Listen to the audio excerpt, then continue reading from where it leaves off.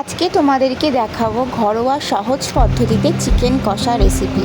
উনানের মধ্যে কড়াই বসিয়ে দিয়েছি, কড়াইটা গরম হয়ে গেলে তেল দিয়ে দিয়েছি, তেলটাও গরম হয়ে গেল। এবার গোটা গরম মশলা দিয়ে দিলাম, তারপরে পেঁয়াজ কুচি দিয়ে ভালো করে নাড়তে থাকবো যতক্ষণ না পেঁয়াজের কালারটা চেঞ্জ হয়।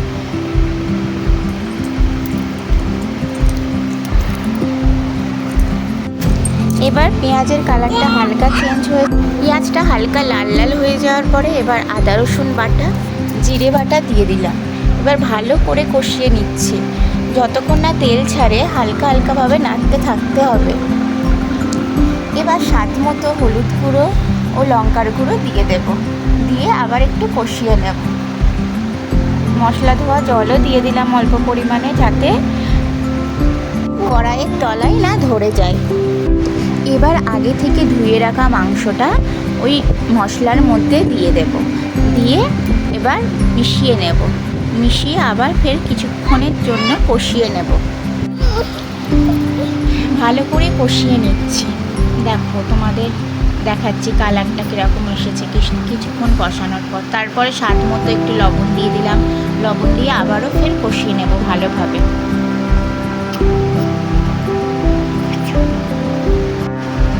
টাইম নিয়ে আস্তে আস্তে কষাতে হবে।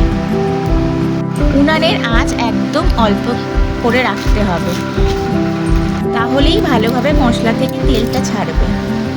এবার আমি আগে থেকে ভেজে রাখা আলুগুলো দিয়ে দেব, দিয়ে আবার একটু কষাতে থাকবো।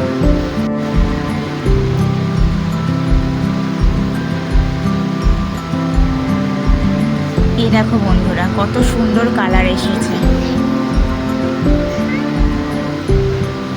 তেলও ছাড়তে শুরু করেছে।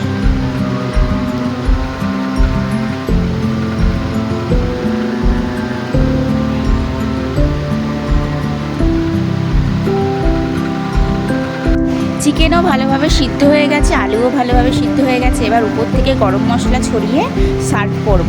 আমাদের পুরো চিকেন কষা কমপ্লিট।